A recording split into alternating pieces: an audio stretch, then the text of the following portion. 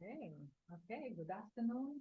My name is Nargis Kasenova. I'm director of the program on Central Asia at the Data Center for Russian and Eurasian Studies. Thank you very much for joining us today on this rainy afternoon for a talk by Nurlan Kabdelkar.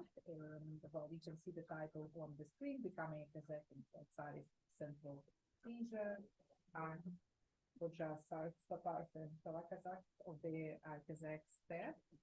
Fascinating topic. Well, let me just quickly introduce Nurlan, and then I'll give him the floor.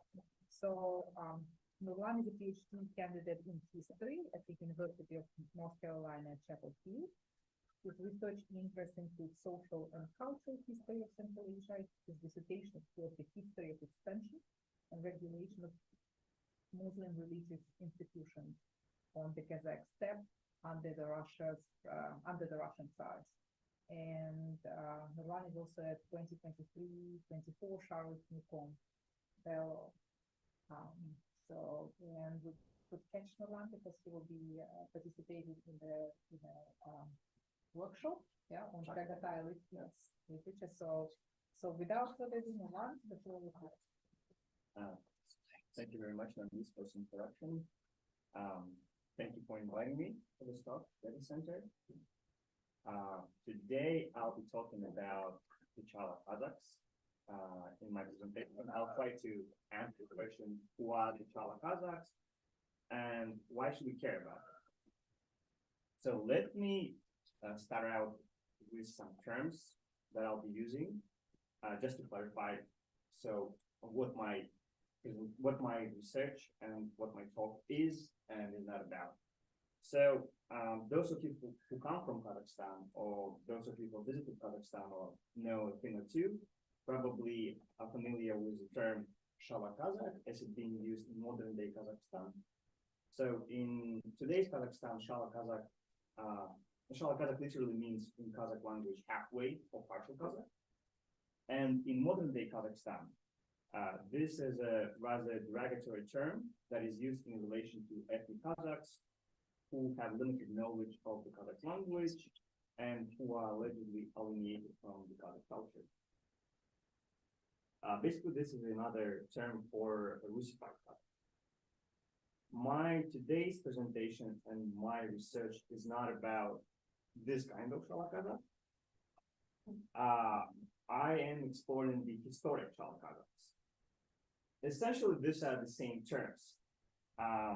However, I'm emphasizing this che sound in Chala-Qazaq, first of all, to distinguish the terms, and second of all, to make justice to the historical sources that I'm using in my research, be it Kazakh language sources, Tatar language sources, or Chagatai language sources, Russian language sources. They all use in writing che letter, or a letter to represent the che sound. What's ironic about the historic Chala-Qazaqs is that just a century ago, the Chala-Qazaq meant almost the opposite of what modern day Chala-Qazaq indicates. What do I mean by this? Well, in the context of the pre-20th century Central Asia, Chala-Qazaqs are inhabitants of the Kazakh Steppe of mixed ethnic origin who are to a great extent Kazachified, meaning that they speak Kazakh language and practice local customs.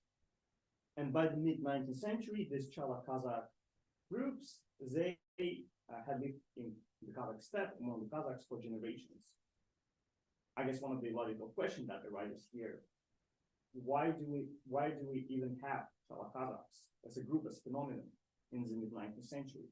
And if they had been living in the Kazakh Steppe for a couple of generations, why they just couldn't be regarded as simply Kazakhs? Well, in order to understand this, we need to know a thing or two about the Kazakh kinship system. Kazakhs were historically a nomadic people, and like many other nomadic communities, they had a very rigid, some would say, kinship system. They were divided into different tribal groups, or kinship groups, we can call them. And being a Kazakh in this environment essentially meant being a part of a Kazakh tribe, which also meant being a part of a Kazakh genealogy, Kazakh tribal genealogy. And here on this slide, you can see tribal genealogy of a Kazakh tribe. Adais as being imagined as basically a genealogical tree. So literally, it's shown here in the form of a tree. Incidentally, the term shajara, which is used by the Kazakhs to indicate this tribal genealogies, means tree in Arabic. So Kazakhs had this patrilineal kinship system, which means that all people inherited their tribal identity from their fathers, which again means that anyone who was born from a non-Kazakh father could not be fully regarded as Kazakh because that child didn't inherit the tribal identity.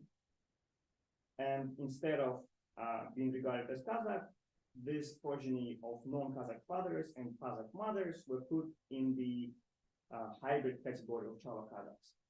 But in the 19th century, this category was not necessarily permanent or rigid.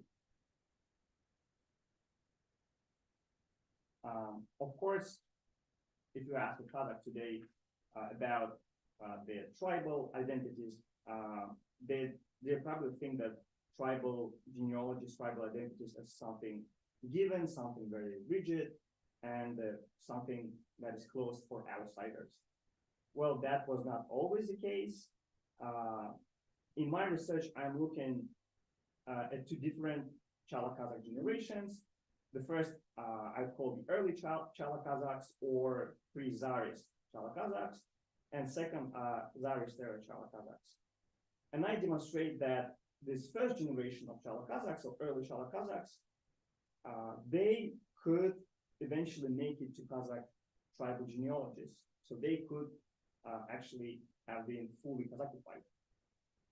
Let me explain this by using the story of this person, Khoja, and the Baizhigit lineage of the Kazakh Naiman tribe.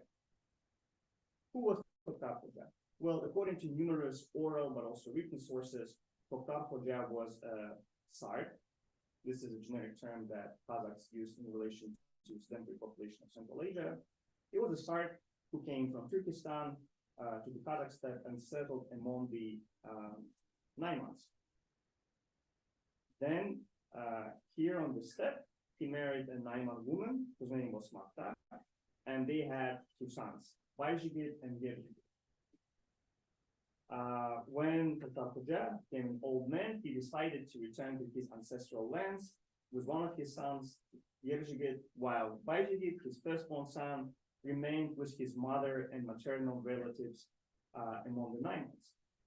And within just a century, his numerous progeny was Kazakhified, meaning that the Baizhigits, all the progeny of the Baizhigits, became integrated into the Naiman kinship system through the Baizhigit's mother, Makta, and through Khoja's wife. And today, Baizhigit's descendants constitute a major line of Naiman Kazakhs known as the Baizhigits. And there are a lot of different historical sources that explore this case of Khoja and the Baizhigits. And from among the Muslim sources, I want to indicate two. One is a historical writing by a Kazakh historian and novelist Shahkarim Kudayberdoğlu, and another one is a very important historical work by Islamic scholar Qurban Ali Khalidi. And in this work, Qurban Ali Khalidi, that was published in 1910, he writes the following. The offspring of Khoja were from among the Sards, and then they became a branch of Kazakhs, and there is no difference left between them, meaning Kazakhs and the Baizhigits, but first they were Chala, and people have preserved the memory about that. Here we have actually a schematic representation of the story that I just told you. So you can see this is a tribal genealogy of Naimans, as it was written down by a Russian Orientalist Maevsky in 1901. And you could see the highlighted here in blue, Bajigid is a part of a Naiman tribal genealogy, and he's integrated into his through his mother, and clear indication that this mother was married to a man whose name was Tokat. So this is the story of the early Chalas. Again, the early Chalas are basically a community of mixed ethnic origin who could make it to the Kazakh tribal genealogies. Now, I'm transitioning to the main part, the second part of my research, which is about the Tsarist era Chala-Qazaqs. What's so important, or what's so interesting about the Tsarist era Chala-Qazaqs? Well, if you take almost any 19th century writing, especially Russian language writing about Kazakhs, you would find something about Chala-Qazaqs. So they're quite omnipresent. They're all over the Muslim, but also Russian sources.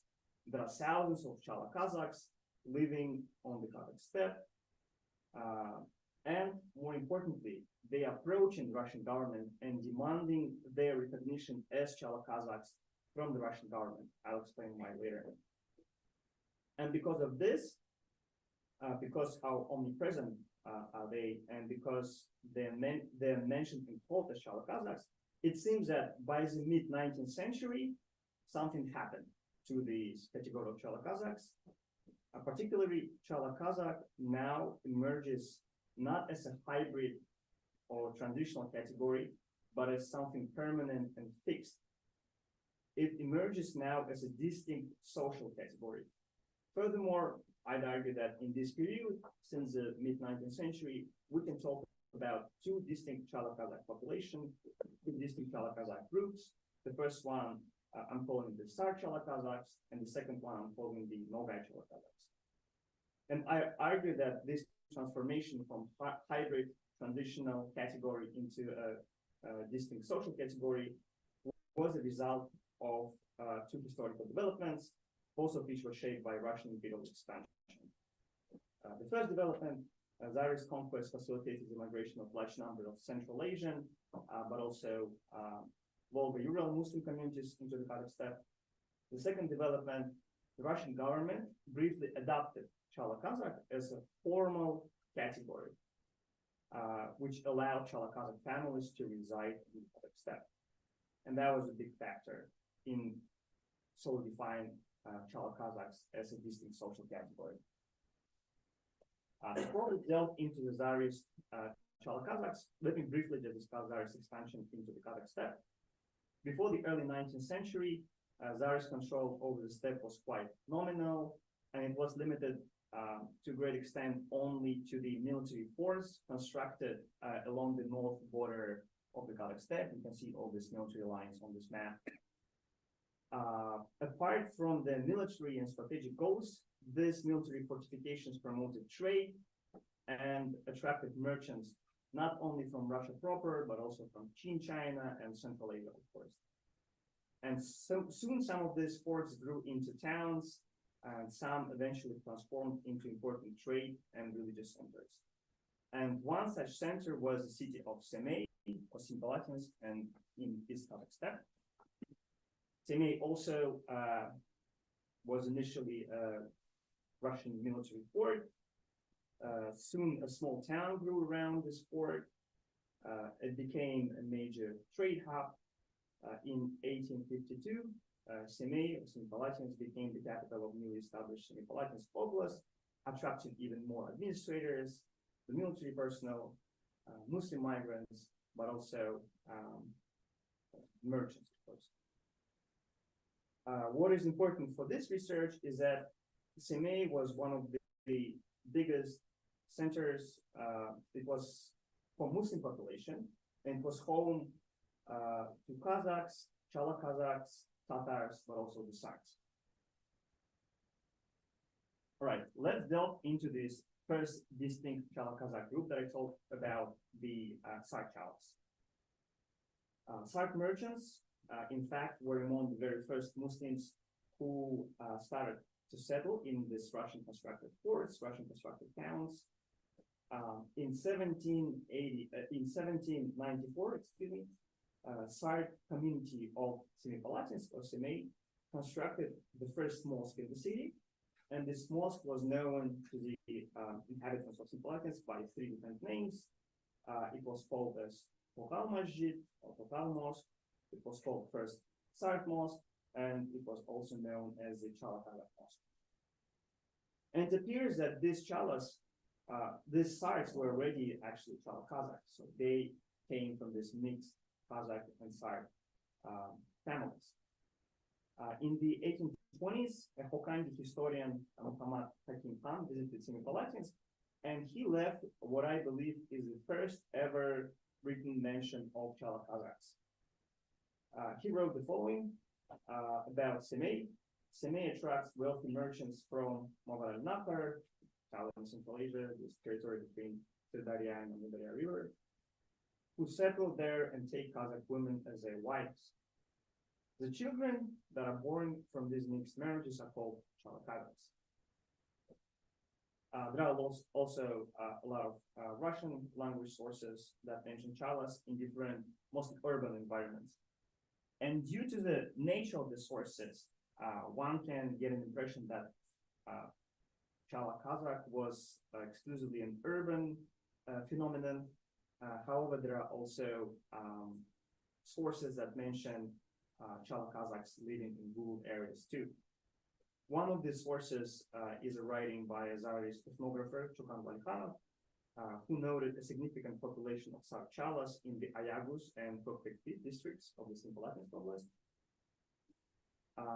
Also in 1901, Russian ethnographer Konshin studied two Muslim settlements near the city of Usk-Kamenogorsk, and he wrote the following.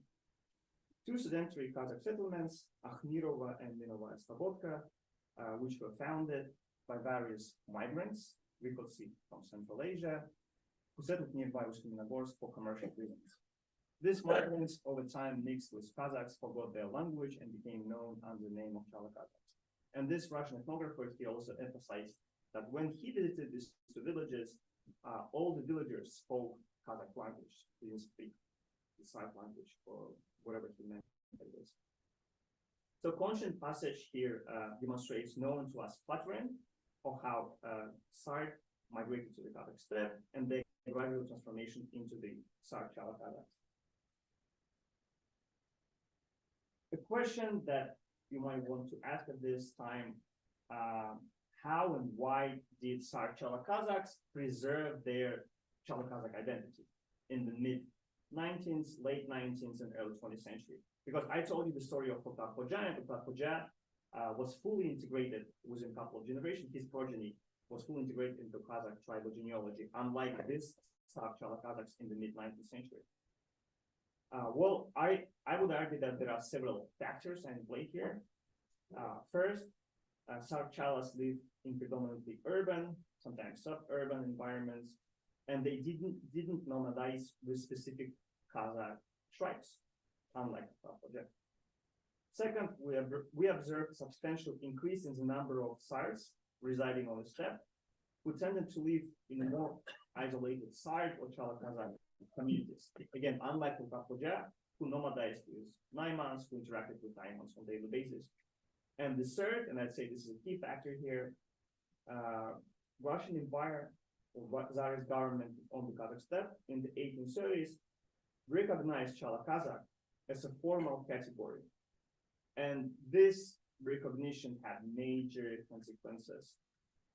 And I'm going to discuss these repercussions of the Chala-Qazaq formalization using the example of the Nogai Chala-Qazaqs, the second distinct Chala-Qazaq community on the Kazakh steppe. Let me first explain what does a Nogai mean? Why am I using this term? Well, Nogai was a historical term that was used in Central Asia by Kazakhs, but also by all other Central Asian communities in relation to all Turkic-speaking Muslim communities who live north of the Kazakh steppe.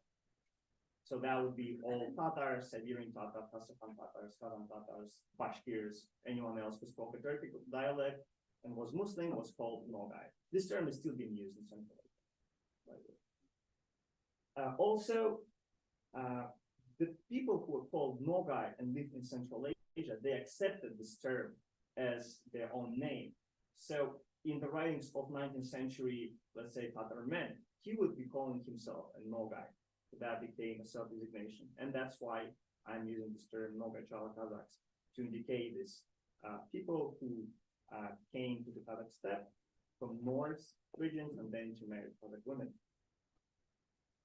Briefly on Tatar political history, Muscovy state conquered Tatar Khanates, so-called Tatar Khanates over the 16th century.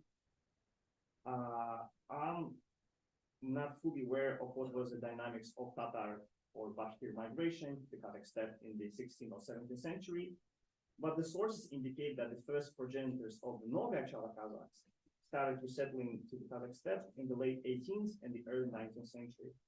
And one of the sources that I have is a report by a Russian administrator who wrote in 1846 that the current foreigners, inozemцы, in the Kazakh steppe, who call themselves the children of Tatars, or more correctly, Chala-Qazaqs, are already grandchildren and great-grandchildren of the first migrants from the regions north of Kazakh steppe.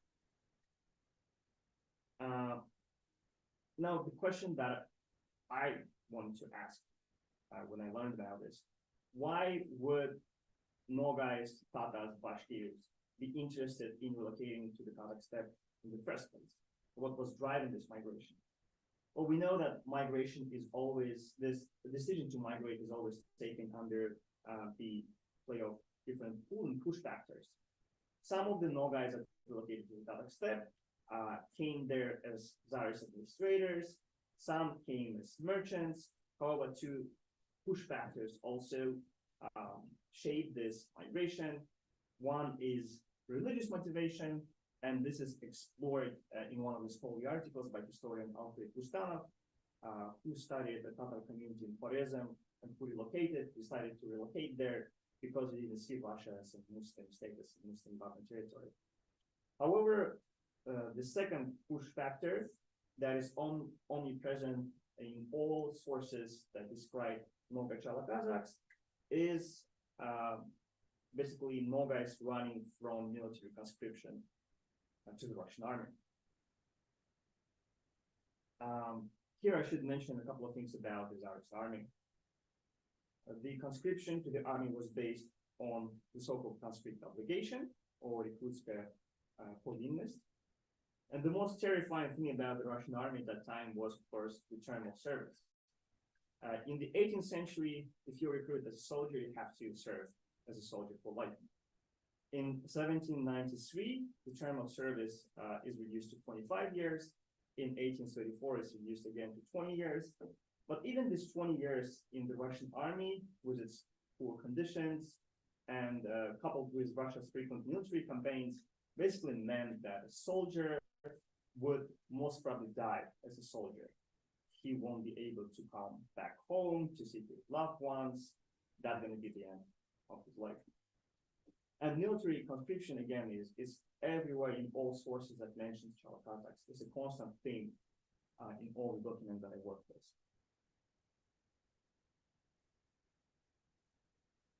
The first encounter of the Russian government with Nogai Chala-Qazaqs happens sometimes in the 1820s. This is when Russian government starts actively expanding its governance on the Kazakh steppe.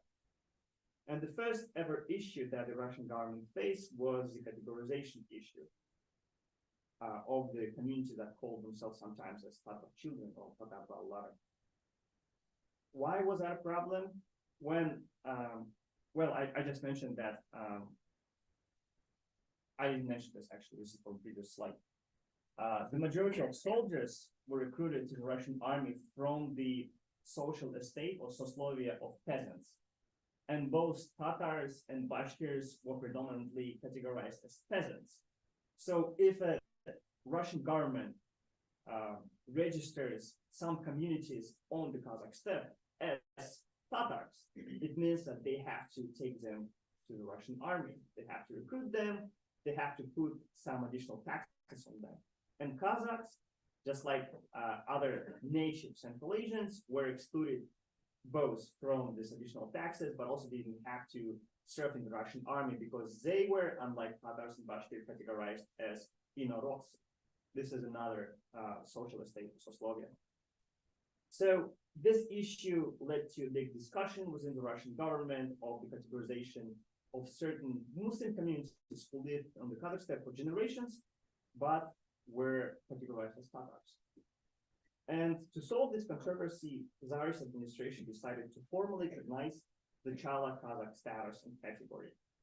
And this step not only permitted Chala-Qazaqs to legally reside on the steppe, but also formally equated their rights and obligations with those of fellow Kazakhs. This legal paradox was of such importance that when some Russian administrators continued to register some of the communities on the Kazakh steppe as Tatars, the governor of Western Siberia, or the governor of Siberian Kazakhs, had to issue an additional decree ordering to drop the term Tatars or children of Tatars when registering different communities on the Kazakh steppe, and use only the term Chala-Qazaqs in relation to those people. What was this recognition and formalization of the Chala-Qazaqs meant in practice? Well, Nogais, or Nogai Chala-Qazaqs, first of all, they were excluded from the military conscription. So that was a big victory for this community because that was the main factor that pushed the migration to the Kazakh steppe in the first place. Second of all, this recognition and formalization of the Chala-Qazaq status had a major impact on the dynamics of the Chala-Qazaq population on the Kazakh steppe. And it led to what I call the rise of the fake Chala-Qazaqs. What do I mean by this? Well, in this period, after the formalization of this term, there are a lot of individuals and sometimes in whole communities, groups of people who are claiming the Chala-Qazaq status, approaching the Russian government, receiving the Chala status, but actually have no whatsoever family relations to the actual Kazakhs. And there are a lot of cases of this forged Chala-Qazaq identities on the Kazakh steppe. One of these cases is a person that I already mentioned, a very well-known Islamic scholar and historian from the Kazakh steppe, Qurban Ali Khalidi al-Ayaguzi. Qurban Ali Khalidi al-Ayaguzi was born on the Kazakh steppe in the town of Ayagus in the East Kazakh steppe. And his formal status was Chala-Qazaq. What's interesting that both of his parents, so his mother and his father, come from Kazan province. So they were, we can say, ethnically Tatars. So they had no family relations with the Kazakh whatsoever. And it was his father who came to the Kazakh steppe and managed to forge his Chala-Qazaq identity and get this recognition from the Tsarist government. And Qurban Ali actually writes about this experience of his father, but also about other Nogai Chala-Qazaqs. He says the following: Nogais without passports came to the Ayagus Divan, Prikaz, which was a Russian administration in the Kazakh steppe, and said, "We are Chala-Qazaqs," and were included into the list. Many were in fact pure Nogais. Again, this is a self-recognized term, who had just recently arrived in the Kazakh steppe. And this abuse of the term Chala-Qazaq, it caught attention of a lot of Russian observers. So we have a lot of Russian language materials from the mid-19th century onwards talking about the fake Chala-Qazaqs. For instance, a Russian journalist Kolmogorov, who visited the Kazakh steppe in the mid-19th century, wrote the following in his article for the newspaper Seven Chala. Real Chala-Qazaqs are joined by the deserters coming from among Tatar, Kazan, Oribur, and Gafta, as well as those from lineal Kozak posts who know the Kazakh language, and by some Russian criminals as well. Some hard evidence of the forged Chala-Qazaqness and the abuse of Chala-Qazaq status followed soon too.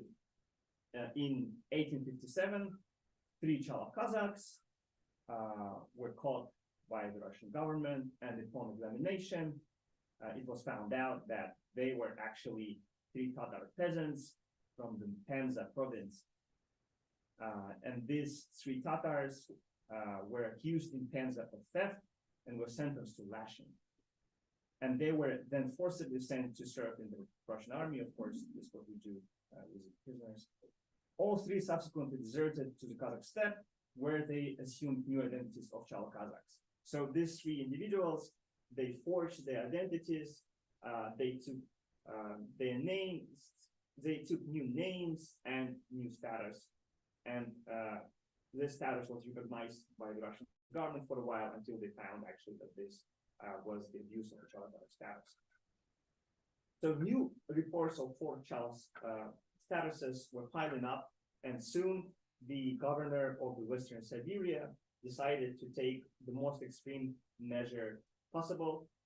In 1857, the governor ordered the complete removal of the term Chala-Qazaqs from all documentation in the Tsarist government.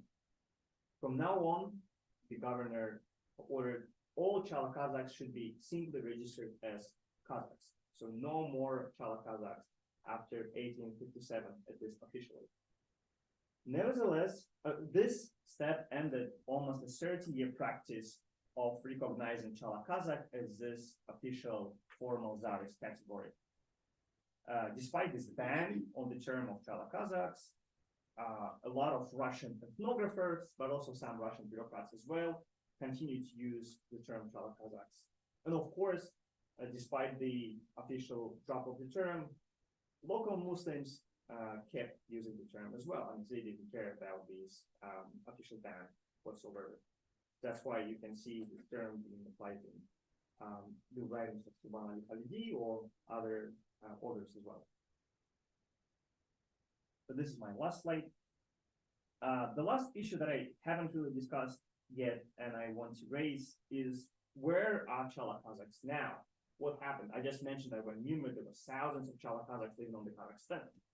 Why don't we have Chala-Qazaqs living today in Kazakhstan? Because we don't hear about them a lot. Well, I started out this presentation by invoking the modern derogatory term of Shala-Kazaqs and explain the difference between the Shala-Kazaqs and Chala-Qazaqs. And it seems that this negative connotation that the modern day Shala-Kazakh has in today's Kazakhstan is one of the reasons why people don't like to use this term anymore. I mentioned Kurban Ali Khalidi several times. In 1992, the Kazakh translation of his historical work, Favoriti Khamshai Sharki, was published in Kazakhstan. And in the beginning of this presentation, I showed you the passage from this works where Kurban Ali Khalidi discusses the Chala-Qazaqs and also calls the Khojas Sar. Well, in this Kazakh translation of 1992, these terms, both Chala-Qazaqs and Sar, were completely dropped from the translation. So Kazakhs don't like, I guess, to call their ancestor as Shala-Qazaqs. Also, I had an opportunity to meet and have a conversation with one of the descendants of Chala-Qazaqs, whose grandmother actually comes from among Mongol Chala-Qazaqs. And she told me that her grandmother also similarly doesn't like to call herself, and her relatives also don't like to call themselves as Chala-Qazaqs. And again, I believe that the modern negative connotation that the Chala-Qazaq has today is one factor that explains this unpopularity of the term of the historical Chala-Qazaqs. In the conclusion, I want to mention briefly some broader implications of my research. I'd argue that the case of Chala-Qazaqs demonstrates shift from confessional to ethnically based regulation of Tsarist minorities. It also illustrates how Muslim actors shape imperial and imperial policy, so they were real historical actors. They also capitalize on the opportunities endangered by policy shifts, be it commercial opportunities or opportunity to abuse the category of Chala-Qazaq. Additionally, the case of Chala-Qazaqs highlights mobility and close interconnectedness of Turkic-speaking and Muslim communities of Russia and Central Asia. And finally, Chala-Qazaqs challenge nationalist narratives asserting the existence of these historical rigid national boundaries within the Muslim communities of Central Asia and inner Russia. Because we can see that even in the 19th century, these boundaries could have been quite porous. Thank you for your attention.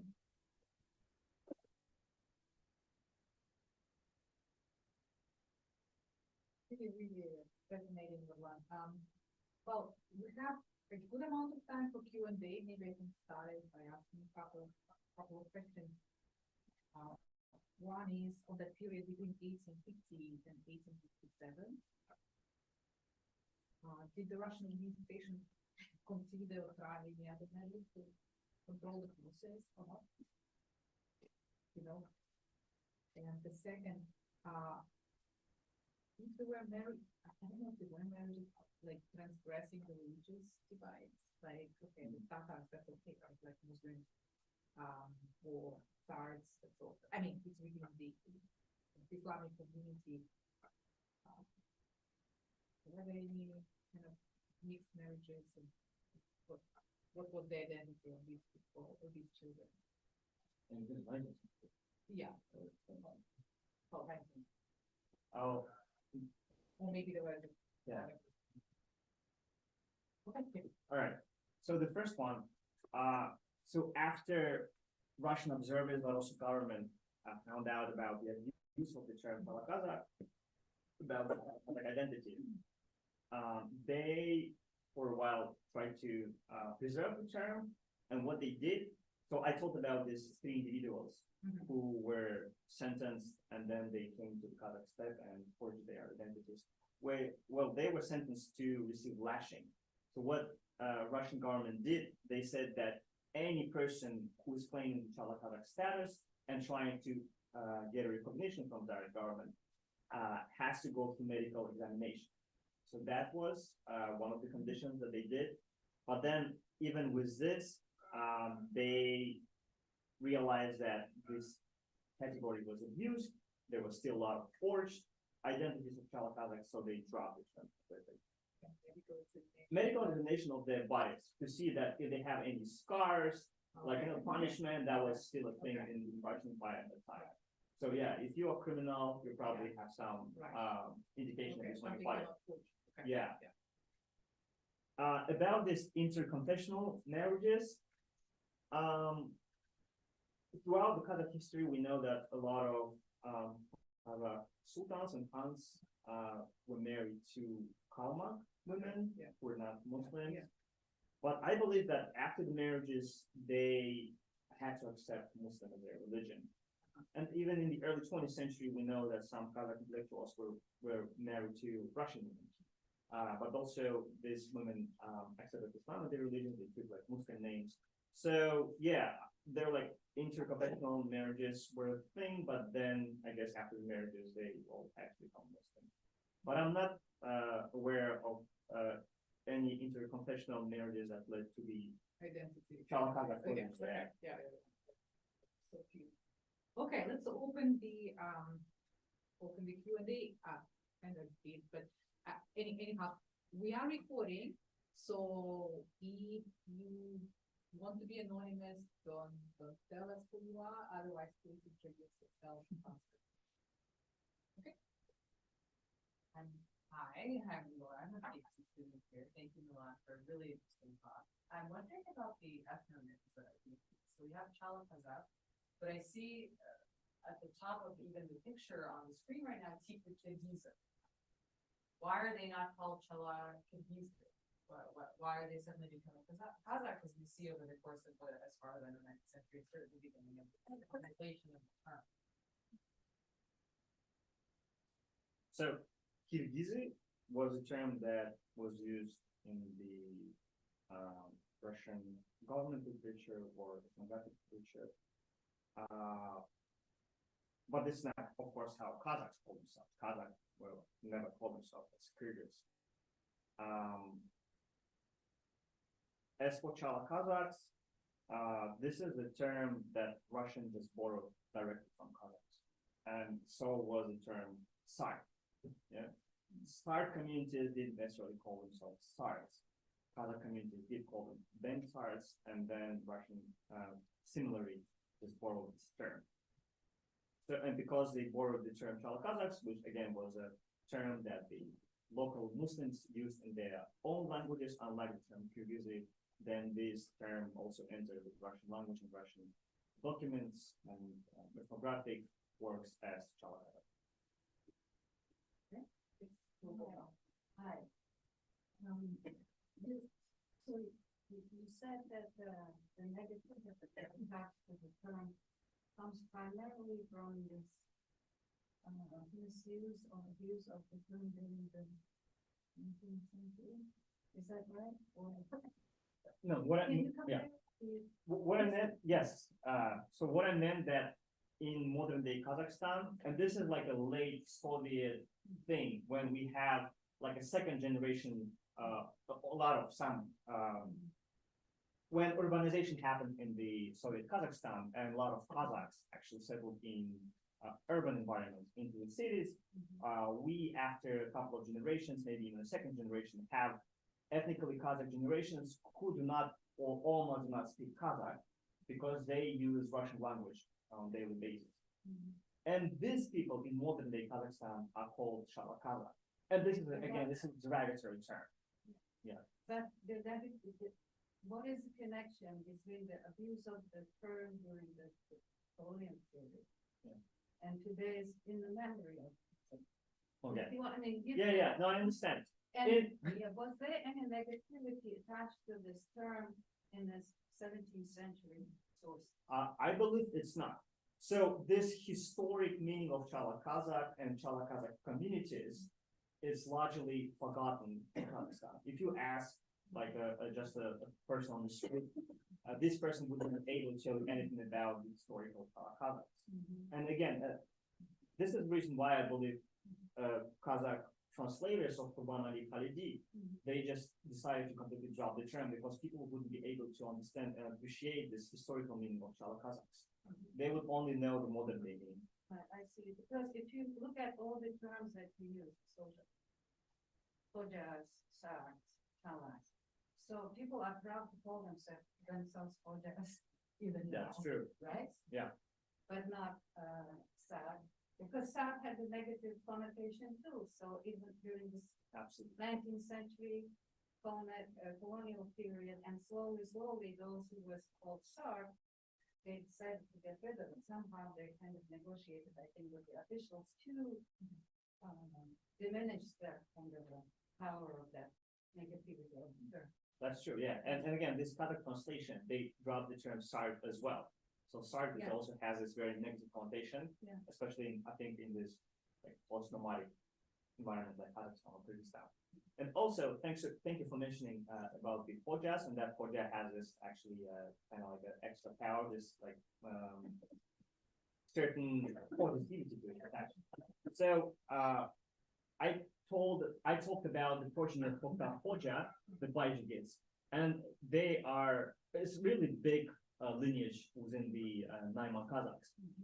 And one of my colleagues, anthropologists, he went and visited certain Bajigid villages to explore certain questions. And what he said he encountered there are major debates now. Should the Bajigids call themselves Naiman Kazakhs or Khojas? And there's also another legend that the Khoja was a Chingizid. So should they call themselves Chingizid? No one wants to call themselves Chala-Qazaq or Tsar. They want to call themselves something else. Maybe you can explain Khojas. Khojas were sacred and still are sacred lineages in Central Asia who claim to be descendants of the Prophet Muhammad or the first rightly guided caliphs.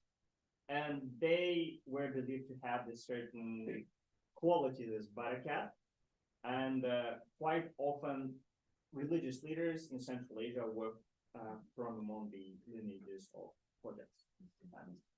The brief questions, and I'm sorry for taking over this. And just, I'm curious, what was the status, social status of the Chavas before the invasion? Is there anything, they mentioned, you gave a little example of the Tohtar. Yeah, Tohtar project. But. Yeah. I'm not completely sure what was their social status. It seemed that they were just treated as fellow Kazakhs Mhm. for a while. And I mean, the proof is that they were eventually, this early Chala-Qazaqs, they were eventually integrated into the tribal genealogies. So I don't think there was like a Big deal. necessarily, very negative or positive attitude towards them. So they were just treated as fellow nomads. Yeah, and one last small question. Yeah. Sorry, ladies. So your last name is very interesting. It's a personal question. Yeah. Do you belong to the class of Sufis? I mean, the family of Sufis?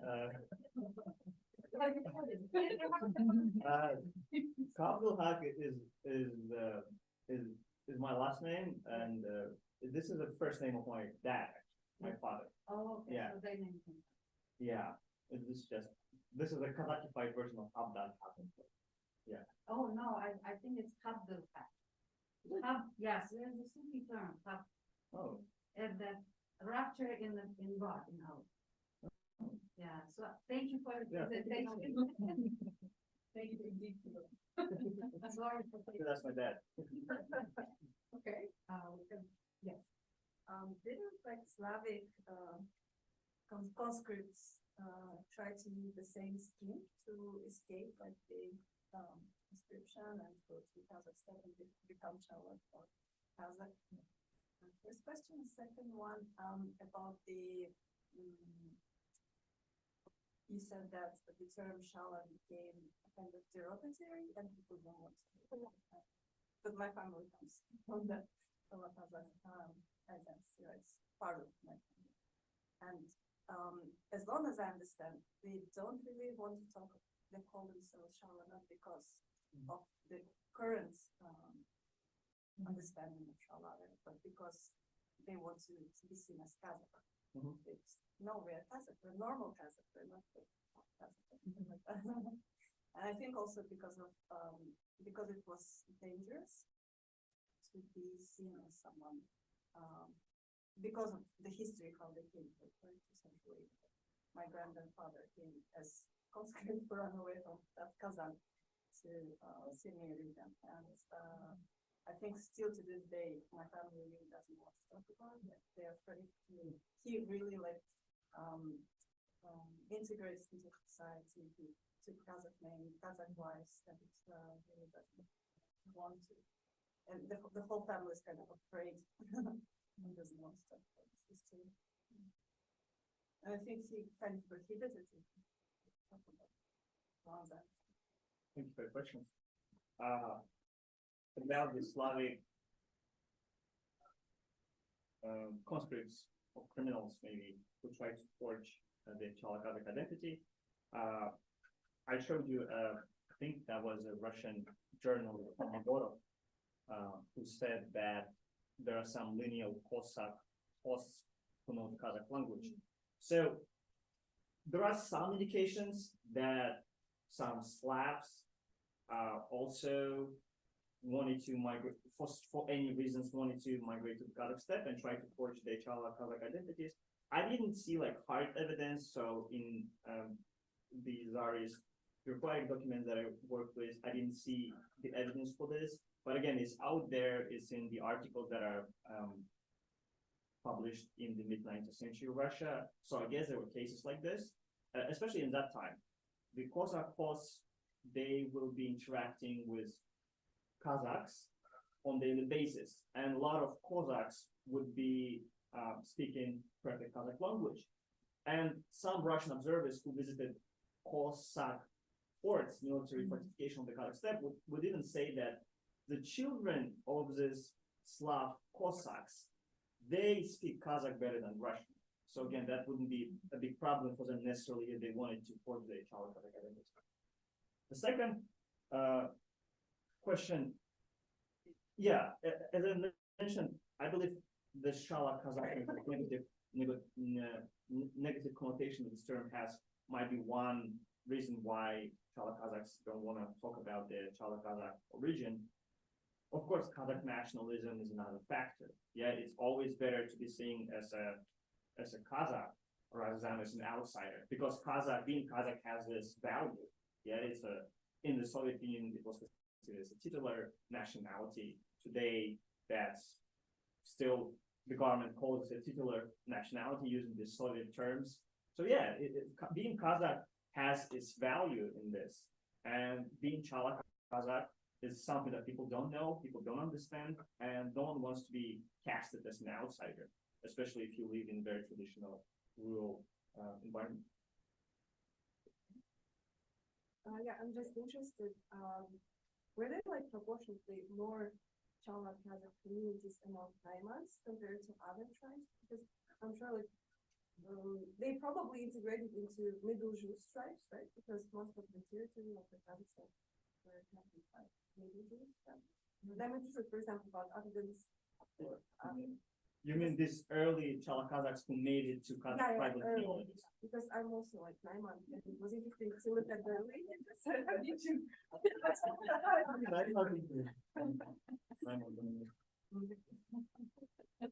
Unfortunately, yeah, I don't know. Unfortunately, I don't know a lot about cases about the early Chala-Qazaqs who eventually made it to Kazakh tribal genealogies.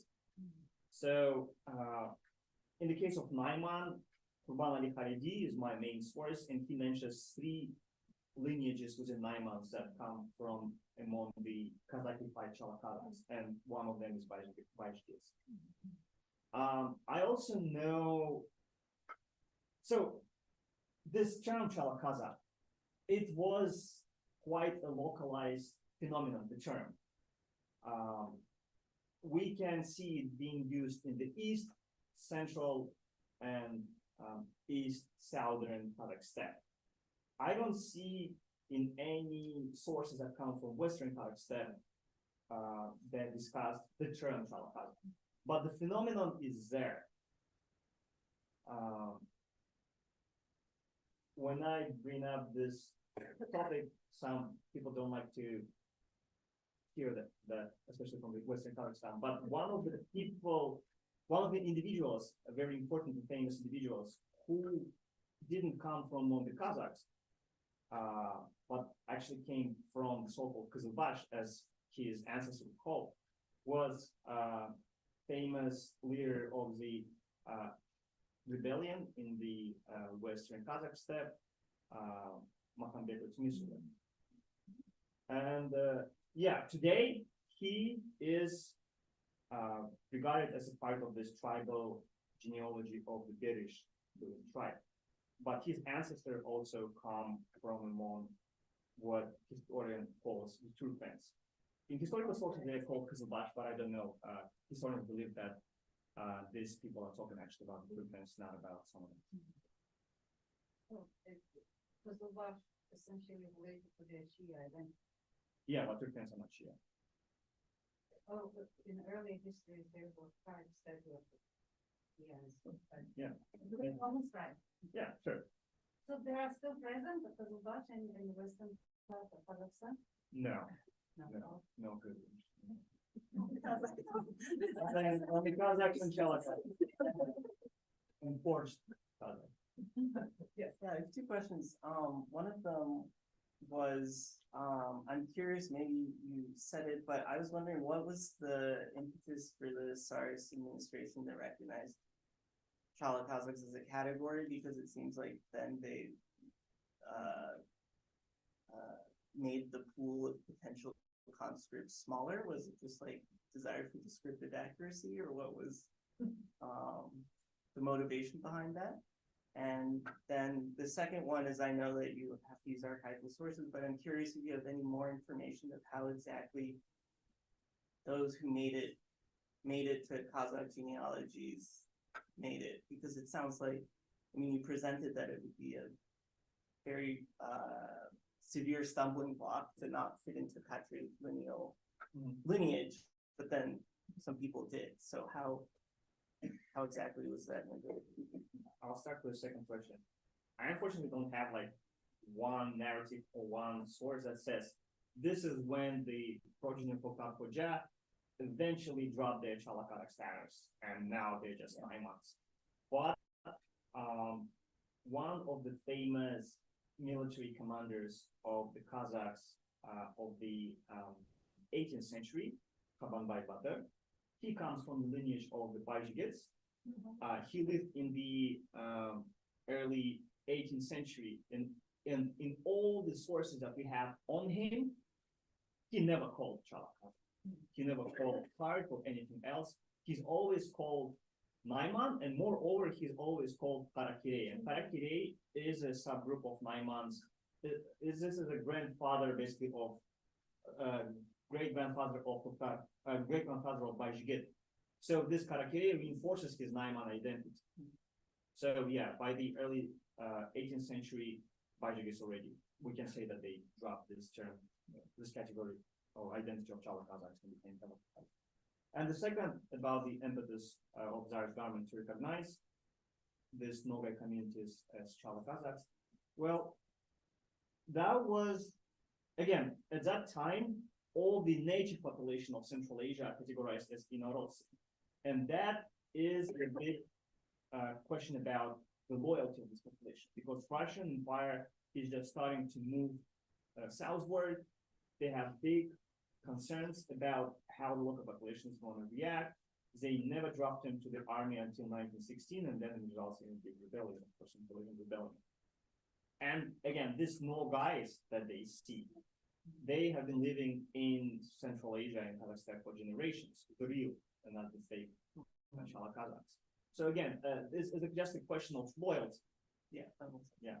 So yeah, that's why they decided to go with Chala-Qazaq and then have. Any other questions? On the three groups which have the most value Kazakh child system. Well, today we can say that we have four groups here, which is not part of our rules. I guess, yeah, some. You mean like the Kazakh tribes, right? Yeah, Chingiz, we have Oh, yeah. And then we can say that there are another group, Chala-Qazaqs, in a lot of part of Kazakh rule systems. Yeah. So, I'm not. So when it comes to this Kazakh Rus structure, this sometimes called tribal confederations or Rus system, I'm not sure to what extent this was rigid in the early 20th century. So I think it was still quite porous at that time. But yeah, Chala-Qazaqs, along with Tulenguts and the Chingiz historians, they all considered Kazakhs today, but they can be regarded as being located outside of this Kazakh tribal structure. Similar in Kyrgyzstan, I was told by a scholar from Kyrgyzstan that the term Kyrgyz is somewhat similar to this archaic sort of Russified Kazakhs. I don't know if you're aware of that. People actually study in Kyrgyzstan, they study that phenomenon. But Kyrgyz as opposed to Kyrgyz. Yes. Okay, I see. Kyrgyz meaning something like Yeah, like modern day Shala-Kazakh. sort of. Yeah. Okay.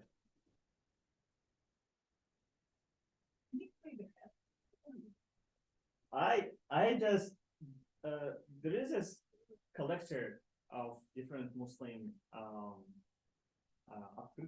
cards, postal cards, Izami, and he just posted this picture, and I love this so much. This is a Kazakh in the Tashkent region, in the either late 19th or early 20th century, and yeah, they're so, I don't know, like one of them is like super happy, others kind of angry. I just like this picture, so I just decided to use it. Yeah. There's the three amigos, there's the three musketeers.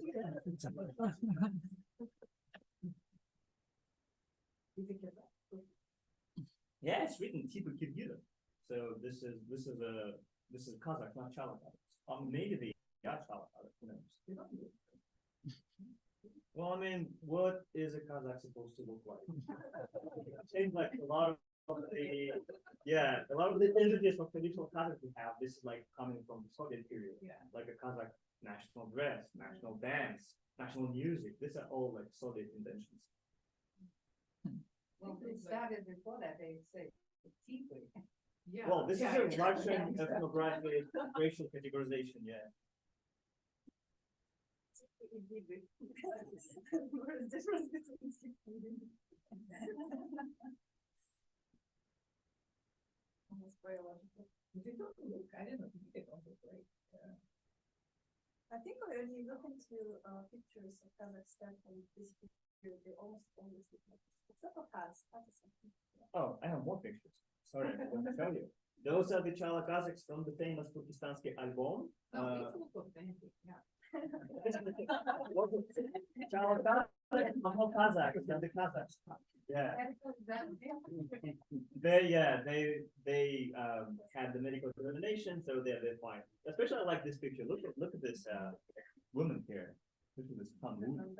Yeah, like it looks very authentic. Yeah. I'm not sure if it's going to choose Kazakh. This is from Turkestansky album that was sponsored by the first governor in Kazakhstan.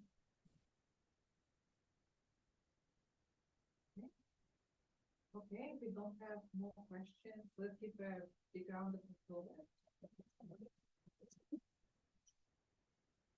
Thank you very much. Thank you. Great questions. Right.